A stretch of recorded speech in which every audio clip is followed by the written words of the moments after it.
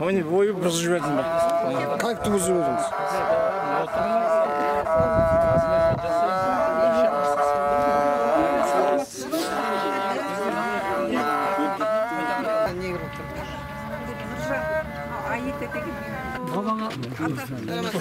Sonra.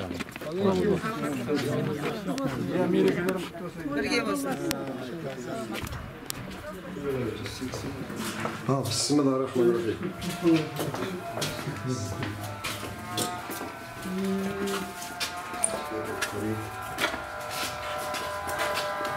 Halka kadar cilci veriniz. Can atalım.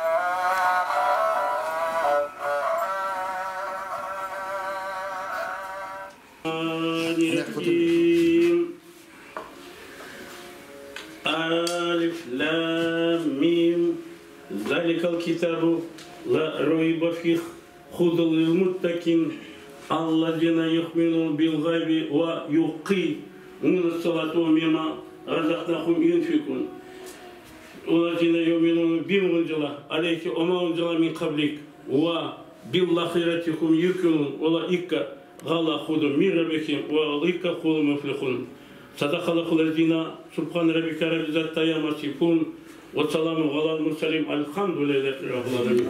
Yarım Allah o okulan Kur'an'dan bolgan savaптар адам атамызға, Хауа анамызға, ахиретті сүйікті пайғамбар Мұхаммад Мұстафа саллаллаху алейхи уассаламға барша пайғамбарларға, дүниеде өткен бүкіл мумин мұсылмандарға және осы жаққа келіп қол жайып атқан, зиярат жасап атқан адамдардан Құранды берген аруақтарға Раббым Алла өзің құдіретімен жеткізе көр.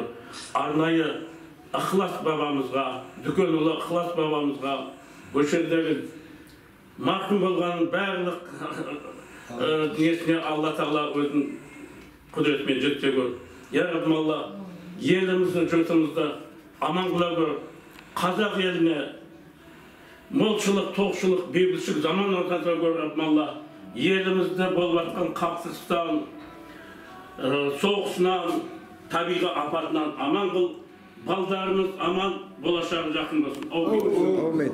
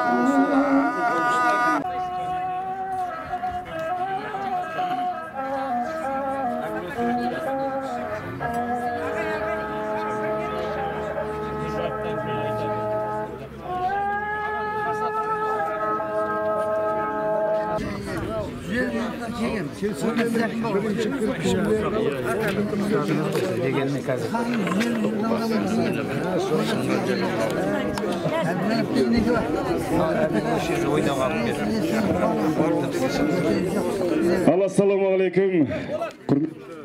Жиынға қатысушылар, қадірменді қонақтар, қош келдіңіздер, қадірменді қонақтар, зиялы қауым. Ауданымыздан шыққан тарихи белгілі тұлғаларымыз, өнер саңлақтарымыз әрине аз емес. Олар табиғаттың берген өнер атты киелі ұғымының иелері. Сол жолда талай асулардан асып, тамшылап жауған жауындай үлкен өрге айналған телегей теңіз жандар. Бүгін Қобыз күйінің ұлысы композитор Ықылас Дүкенұлының мемориалдық кешенінде мерейлі тойымызды бастамас бұрын бабамыздың рухына бас иіп тағзым етуді жөн санадық. Ықылас бабамыздың рухына ауданымыздан шыққан тарихи тұлғаларымызға, өнер қайраткерлері мен зиялы қауым, белгілі азаматтарымыздың рухына арналып, Құран бағышталады ардақтағайын. Аудан имамы Айбек мырзаны ортаға шақырамыз, Құран оқуға келсеңіз. Ишат етіп отырсыз бәріміз.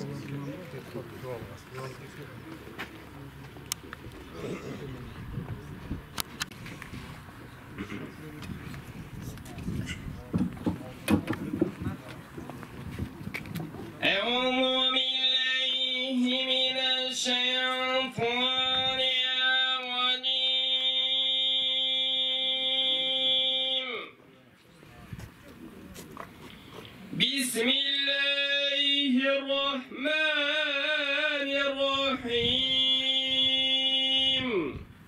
Yasin wal Qur'anil Hakim. İnneke leminel mursalin ala siratim mustaqim. Tenzilel azizir rahim.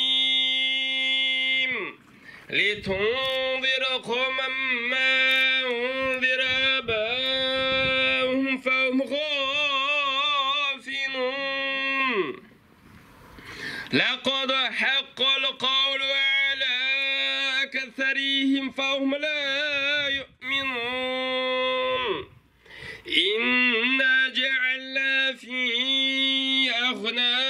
أيديهم أغلالا فهي إلى الأذقان فهم مقمحون وجعلنا من بين أيديهم سدا ومن خلفهم سدا فأغشيناهم فهم لا يبصرون وسواء عليهم أأنذرتهم أم لم تنذرهم لا يؤمنون إنما تنذر من اتبع ذكر وخشى الرحمن بالغيب فبشره بمغفرة وأجر كريم صدق الله العظيم سبحان ربك رب العزة عما يصفون وسلام على المرسلين والحمد لله رب العالمين الحمد لله الحمد لله الحمد لله رب العالمين والصلاة والسلام على رسولنا محمد وعلى آله وصحبه أجمعين barcha maqtovlar subhanalloh bo'lsin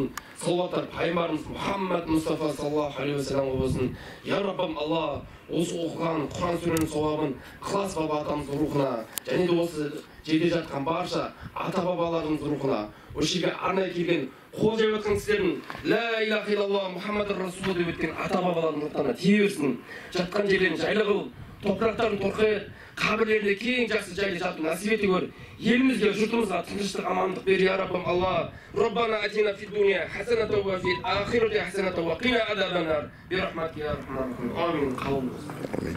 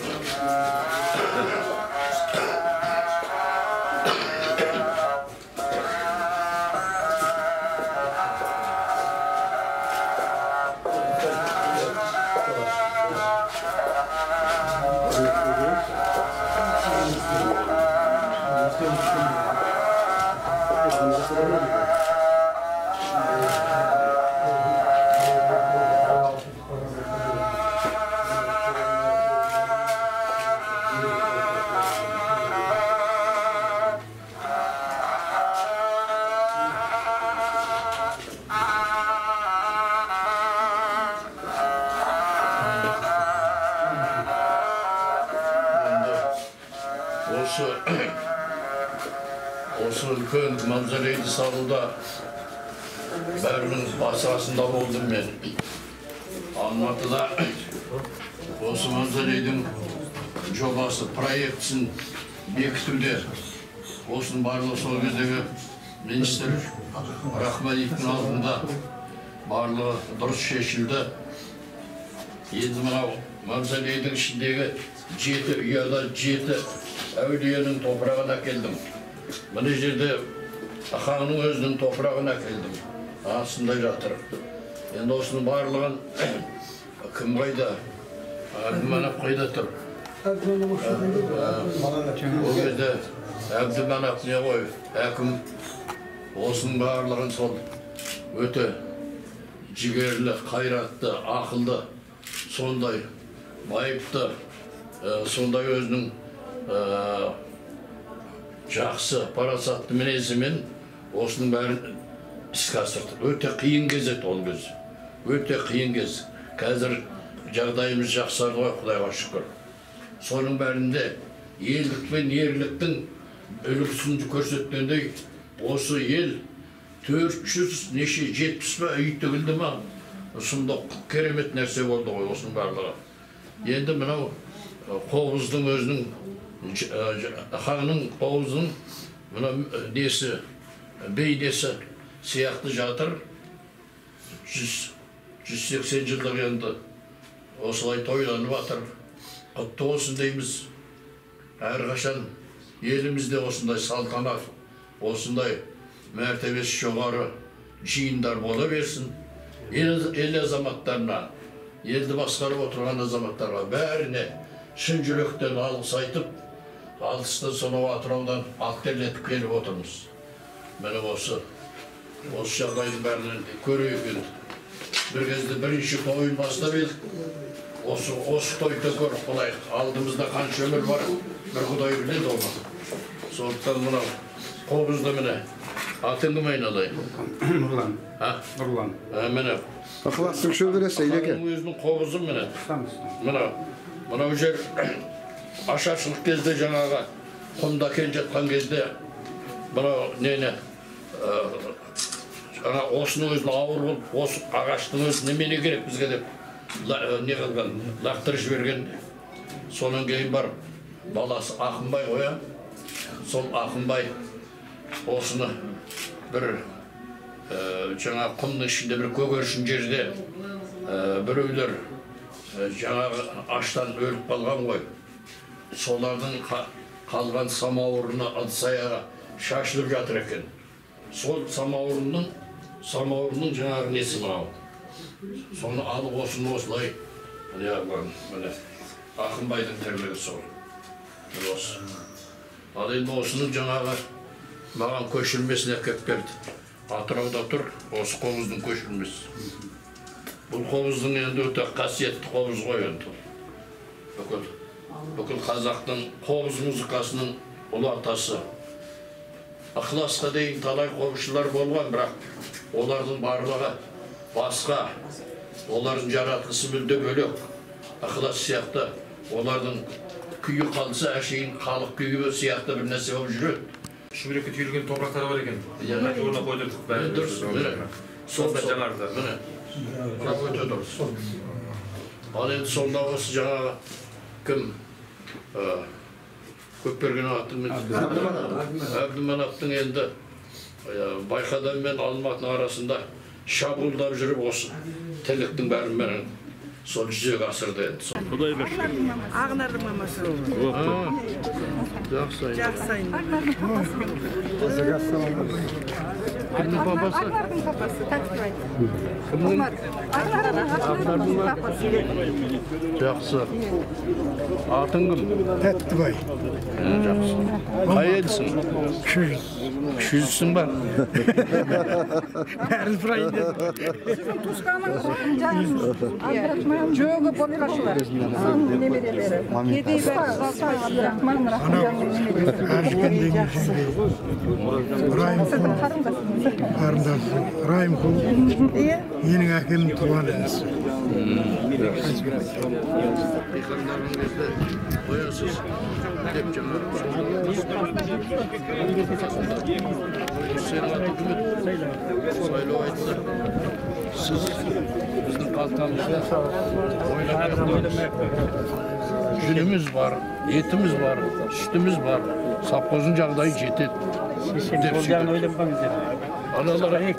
Осы немене осы ақшаларым тасып қалталарына сыймай бара ма деп министр сондай сөз айтты. Күн қадірмен таластың асылдарымен, ардақтары, армысыздар құрметті қонақтар. Қайырлы күн қадірменді қобыз күйін жалғастырушы бүгінгі жас ұрпақ торқалы тойымызға қош келдіңіздер.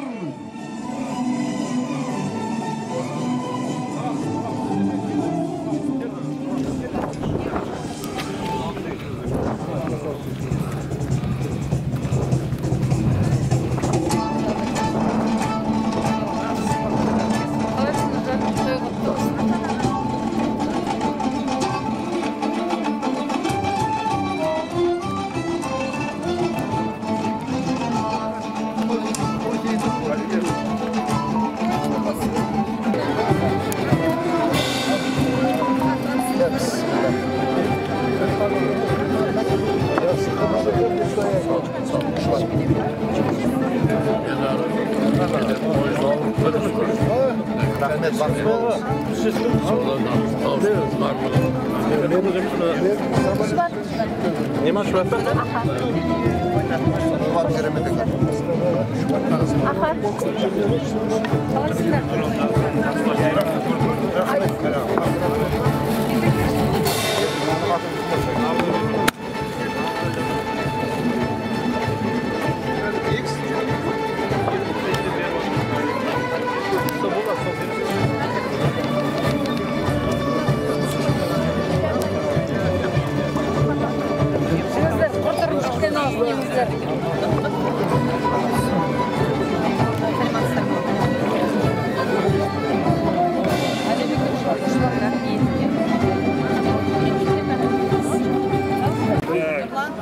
Saka kelіңіз.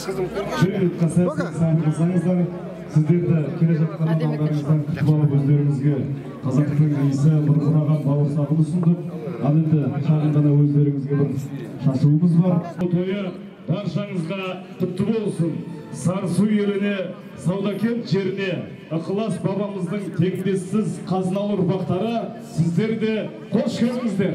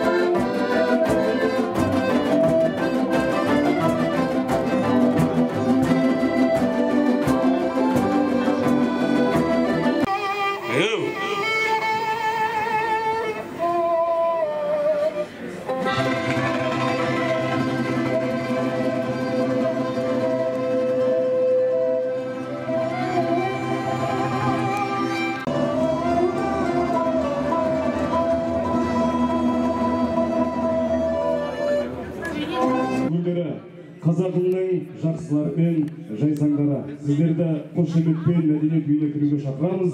Тойлы өтіңіздер, тойға өтіңіздер, құрметті қонақтар. Келген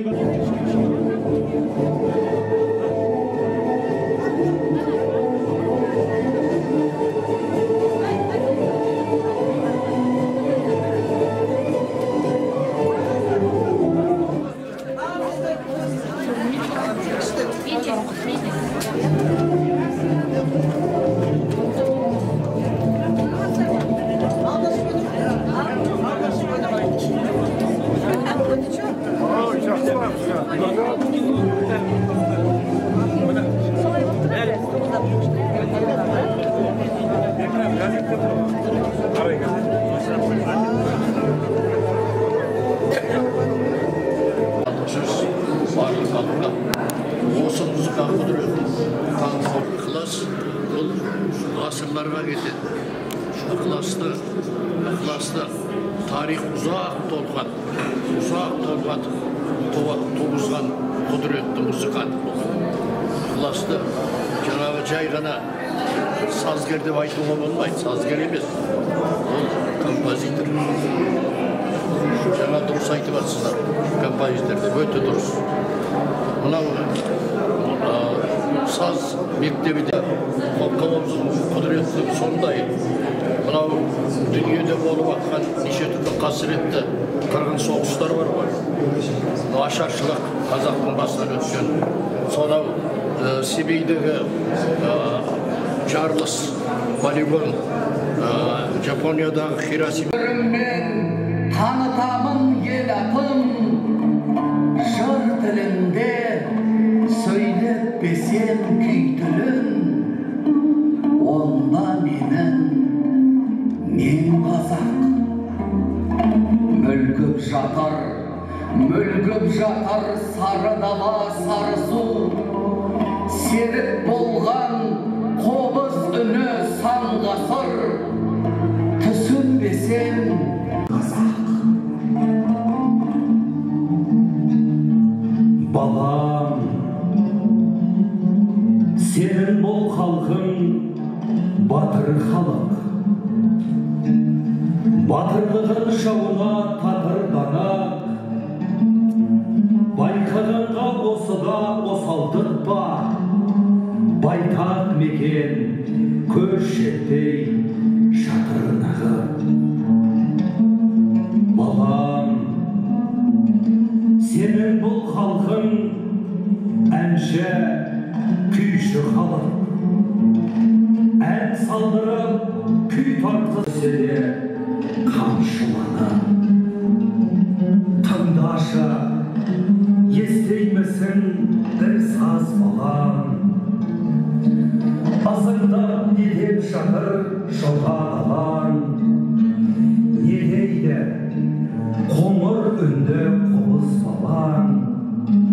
Не дейді өз жүрегім оймен салам.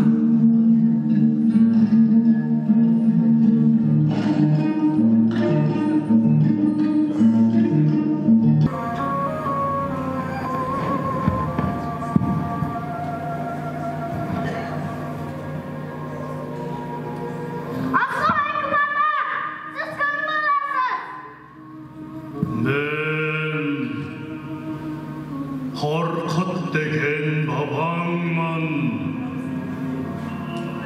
балам, көген аласың ба, қобыз аласың ба?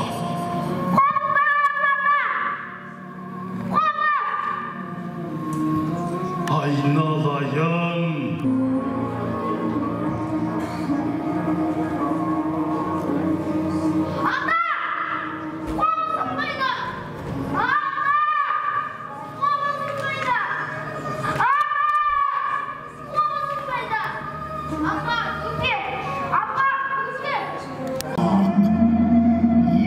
Қазаққа батқан жұрт, жолдың бойы ыңырсып, құлап, сұлап жатқан жұрт.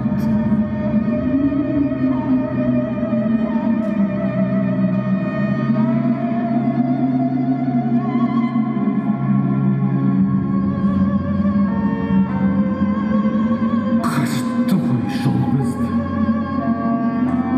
Қажытпашы арқанды. Қараңғалғыр дүние кімді жолда қалдырмас. Сексеуілдің үшін құластыны көмейік. Бір Алланың ісі.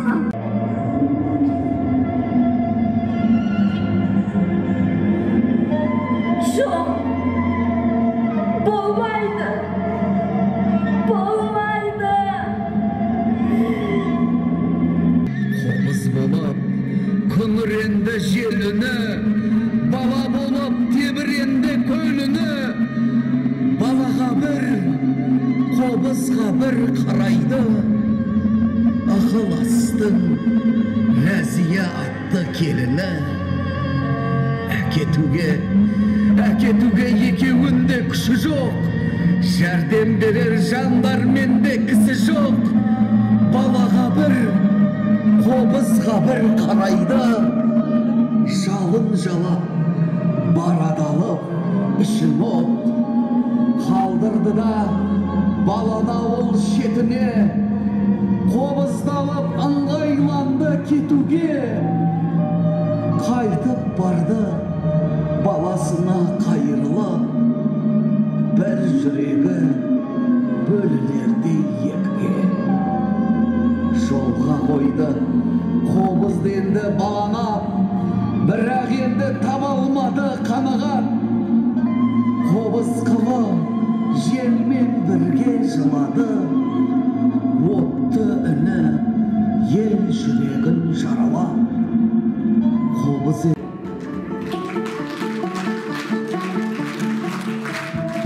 келіндерім көрігім түзде жүрсе елігім берекесі артады өздеріңмен елімнің сақтаңдар ата мұрасын көрсеттеп жастар сұрасын болашақ өнер негізін бабамыздан қалған бізге мол мұра сырлы жіктер айдан анық шындықты айтсын десең құлағын сен омбыра қара қобыз ғасырдан жетіп ғасырға айналдың қымбат асылға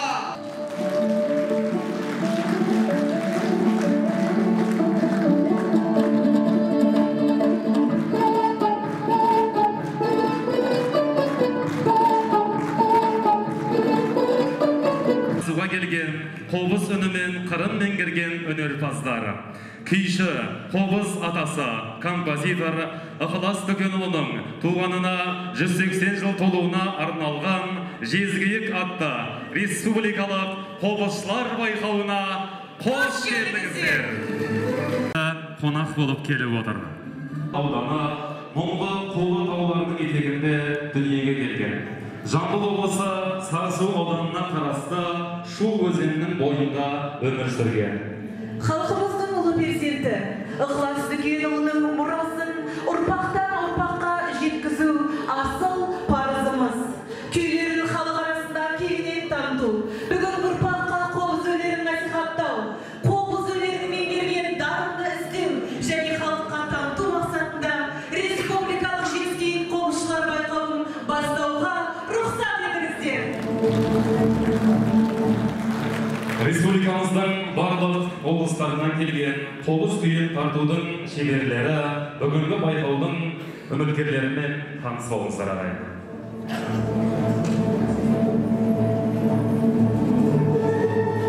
Ансамблінің әртісі Тұрғанов Аятолла Ерсайынұлы, Атырау қаласы. Нұрашев Жалғас, Жезқазған қаласы. Дина Нұрпейісова атындағы Академиялық Қазақ халық аспаптар оркестрінің әртісі Сали. Ықылас бабаның төте дәстүрлі мектебін жалғастырушы ұстаз, Қазақстан Республикасы білім беру ісінің үздігі, Қазақ КСР мәдениет үздігі, Қазақстан Республикасы білім және ғылым министрлігінің құрметті қызметкері Әбдіманап Жұмабекұлы, Алматы қаласы. Қобызшы Ықылас Төкенұлының тікелей ұрпағы Нұрлан Есмаханов, Алматы қаласы. Күйші бақсы, Қазақстанның еңбек сіңірген қайраткері, Роза Бақланов атындағы Қазақ концерт мемлекеттік концерттік ұйымының солисі, Қазақ ұлттық өнер университетінің доценті Раушан Оразбаева, Астана қаласы.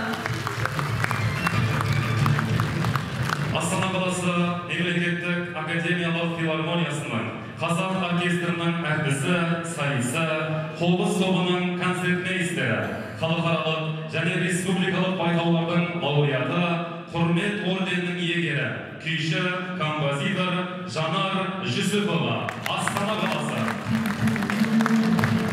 Егер Назарбаев атындағы Жамбыл облыстық филармониясының көркемдік жетекшісі Аида Смағұлова, Тараз қаласы. Ықылас Төкенұлы атындағы Саз мектебінің директоры Мизанбаева Айгүл, Сарысу ауданы.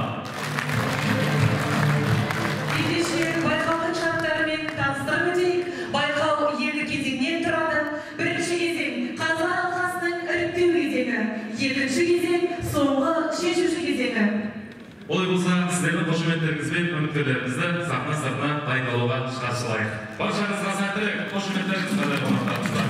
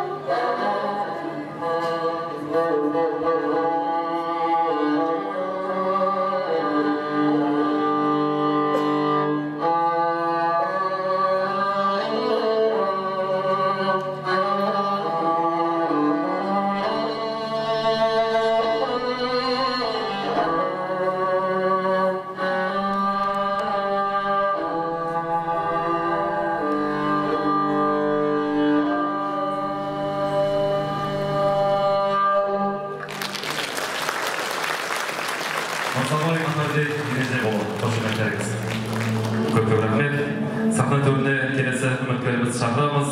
Рахымжан Гүлнұр Қайратқызы, Ықылас Қорқыт күйі. Қабылдаңыздар ағайын.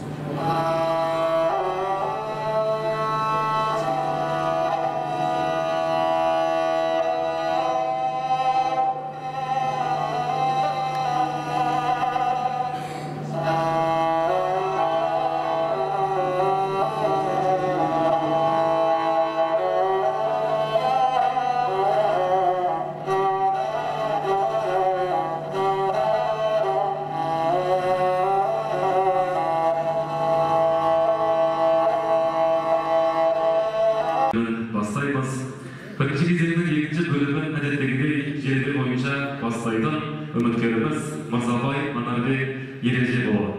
Төлеген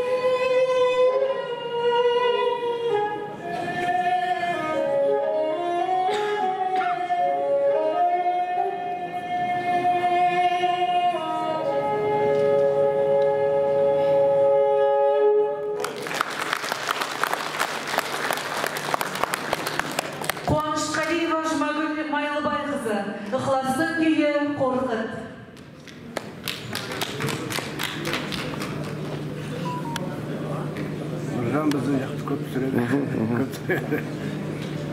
Мынау екі ағам ұйықтап отыр.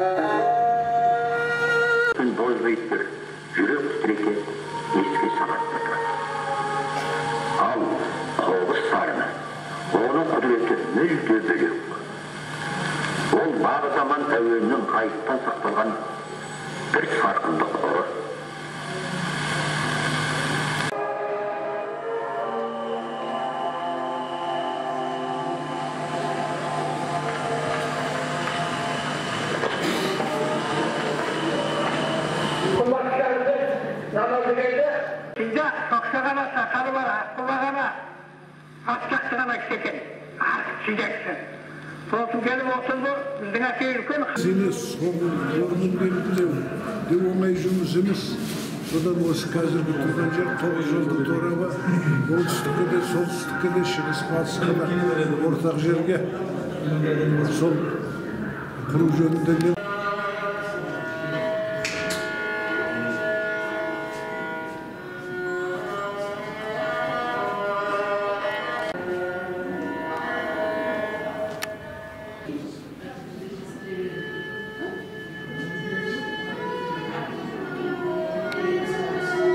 жылдың 180 жылдық мерейтоймен құттықтаймын.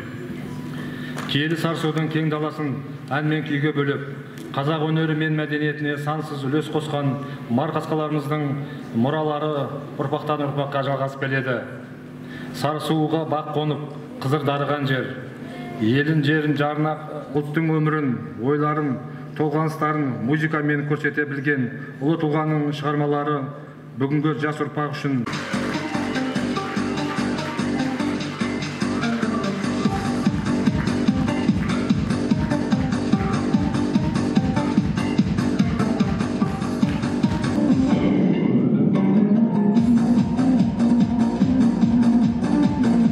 Қобызшы Ықылас Дүкенұлының ұрпағы Нұрлан Есмаханов мырза.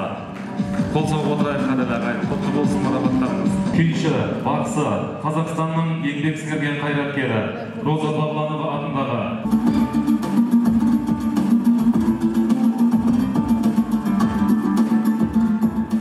Астана қаласы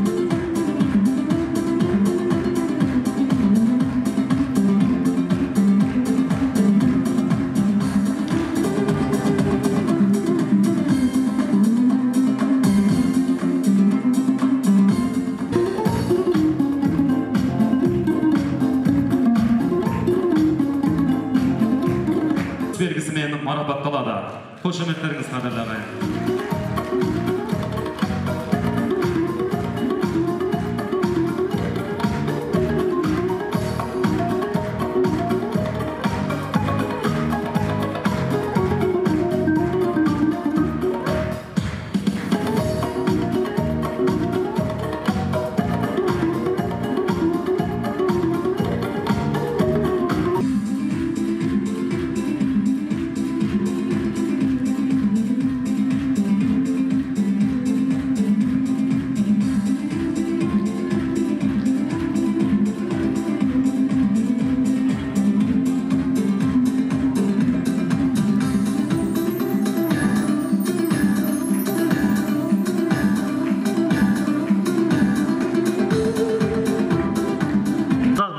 Қобыз үнімен тебіренткен ұлы күйші, қобызшы Ықылас Дүкенұлының туылғанына биыл 180 жыл толып отыр. Осы мерейтоймен сіздерді шын жүректен құттықтаймын. Ықылас Дүкенұлы қазақтың ұлттық ыспалы аспапты музыкасының көрнекті өкілдерінің бірі. Қорқыт Бабадан кейінгі қобызға тіл бітірген тұлға. Мәдени рухани тарихта алар орын ерекше. Қобыздың құдіретін түрлендіріп құлықтан ғасыр ынталандыру сыйлығымен марапатталған үміткерлерімізді марапаттауды Қазылар алқасының мүшелері Айгүл Мизамбаева, Жанар Жүсіпова, Әбдіманап Жұмабеков және Аида Исмағұловаға ұсынамыз.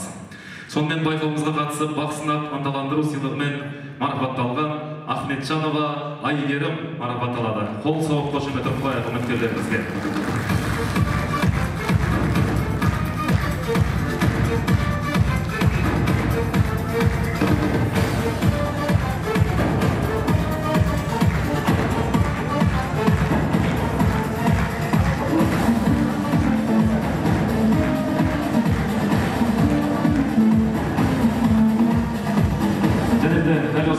Ынталандыру сыйлығымен марапатталған Орманова Айша Бибі. Қошеметтеріңіз қадірлері.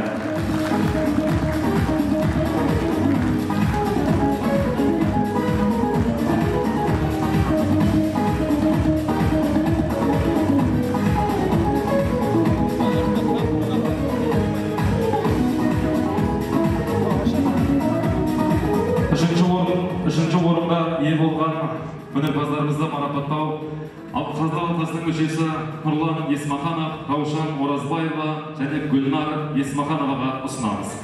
Бүгінгі байқауымызға қатысып, жүлделі үшінші орынға ие болған Рахымжан Гүлнұр марапатталады. Жүлделі үшінші орын, қол соғып қояйық.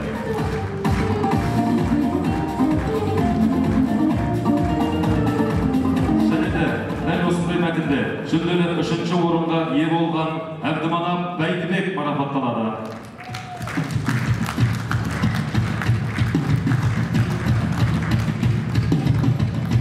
Қол соғып отырайық қадірлі қонақтар, және де жүлделі үшінші орынмен Тасболат Аружан марапатталады.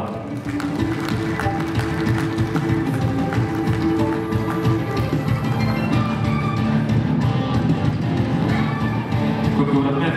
Олай болса, жүлделі екінші орын табыстау құрметі Қазылар алқасының төрайымы Ақнар Тәттібайқызы мен Сарысу аудандық мәслихат төрағасы Мұсабеков Шаттық Бақашұлына беріледі.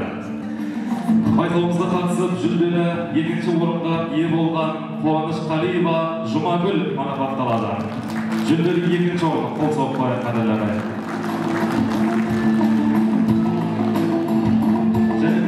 Осындай мәтінде жүлделі екінші орынмен Бердімұратова Айша марапатталады.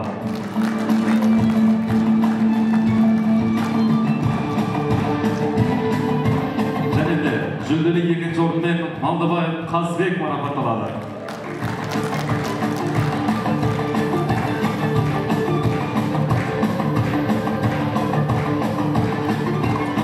Олай болса, келесі бірінші орынды табыстау үшін Қазақстан Республикасы журналистер одағының мүшесі, мемлекет және қоғам қайраткері Әбдіманап Көпберген ағамыз бен Сарысу ауданының әкімі Мамытов Сәкен Үмбетұлына ұсынылады. Сонымен құрметті қонақтар, бүгінгі байқауымызда жүлделі бірінші орынға ие болған Мырзабай Анарбек марапатталады.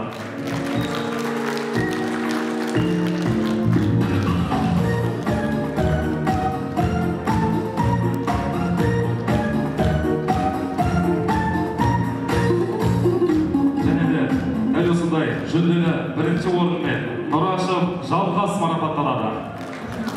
Қошемет құрметтеріңізді қадірлері.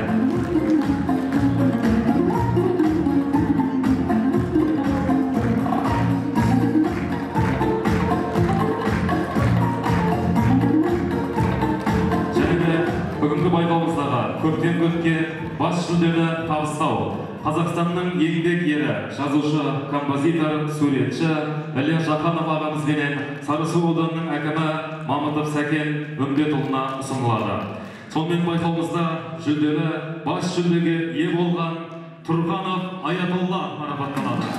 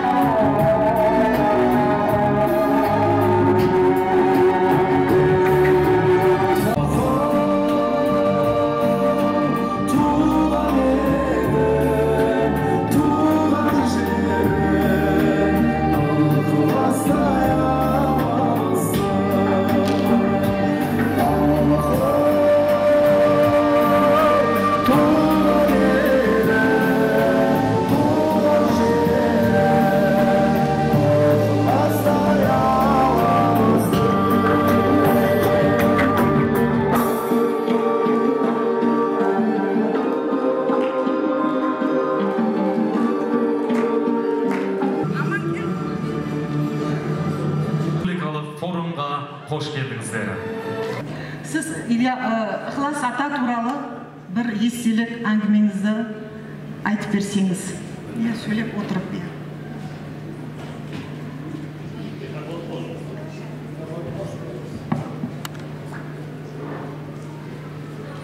Бүгін Саудагент сияқты қасиетті ел қасиетті жерде естілемін мынау? Естіледі, айта беріңіз. Осы үлкен киелі жерде топырақта өтіп атқан осы шара бұл жай ғана шара емес бұл. Бұл тарихи құбылыс, үлкен құбылыс. Өйткені ғасырларға жететін, осындай өлмейтін қобыз сарыны, қобыз күйін, қобыздың үнін, қобыздың құдіретін ғасырларға жеткізетін ықылас аталарыңыздың 180 жылдығы осы бір алыстағы Сарысу елінің сіздер сияқты көгенкөз халықтың ықылас пейілімен керемет өтіп жатқан осы бір конкурсы жай ғана ықылас шығармаларынан берілген концерт қана емес, бұл қазақ музыкасының классикалық, халықтық музыканың классикалық үлгісінің үлкен мерекесі деп ойлаймын. 15 жыл Түркістен деген астығында мал заводында фермада зоотехник, управляющий дейме, главный зоотехник селекционер болып жүргенде 15 жыл бірінші хатшы болған жерге барар емес Нұркент деген бірінші хатшы бар еді. Сол үстін қай жағынан мүмкін басқа бір әлгі ауыл шаруашылық мамандары партия комитетінің хатшысы болсын деген бір уағыз шықты ма? Одасын ашты. Оған дайындық көрсем біз 8-9 бала қабылданды. Сол 8-9-дан 77 жылы біз 4 студент ғана бітіріп шықтық. Жаңа ақындардың айтып отырғаны. Содан кейін 4 студенттің ішінде біреуі Базархан Қосбасар консерваторияда қалды. Қуаныш Әжімұрат Құрманғазы оркестріне барды. Мен Ахмет Жуанғатта музыка мектебінің шақыру бойынша сол жылы Пернебек Момынов деген кісі.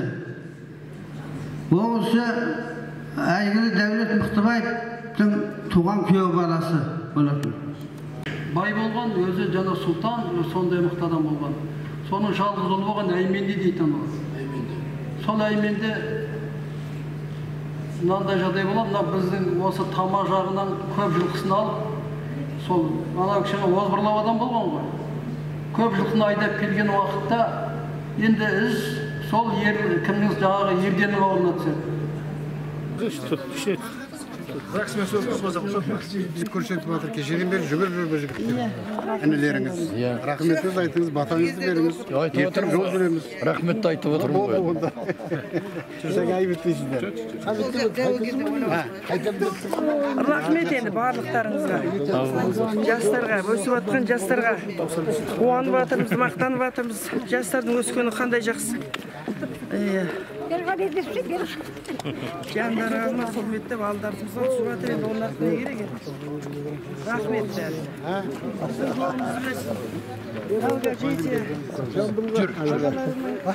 Жүр бұлай қарай. Жамбылға барасың ғой? Мәшіне өзінде мәшіне, қолында пойыз емес. Сағат 3-те, 7-те таңертең самолеттен шығып. Неден ба? Тараздан ба? Тараздан басып. Мәшінеге ауырлық қой қанша деген. Айтор, аспанда жүрсеңдерді аман жүріңдер. Жайлау кештеріңіздің бір куплетін айтып жіберіңізші. Бір куплетін айтыңыз жайлау кештерінің. Жаңа айтқыңыз келіп отыр еді. Мүлгіген тыныштық айдала, шу бойы... Немен еді? Жоқ. Шу бойы ырғалат дейгіні. Сендер қинамаңды шалым. Өмір айтып атыр. Мүлгіген тыныштық айдала, шу бойы ырғалып жайғана, гүлдерді тербетіп, самалдың ескені, аңсаттың дариға, жайлау өлкештері. Hadi rahmet. Onda şunun boyunda Sarsu Sakmazı деген болған сол жерде жатып, менің үйдегі апам екеуі қосылып айтсында концерт болады. Оралмен Атырауда етін жайғанда ескертіш қойылған.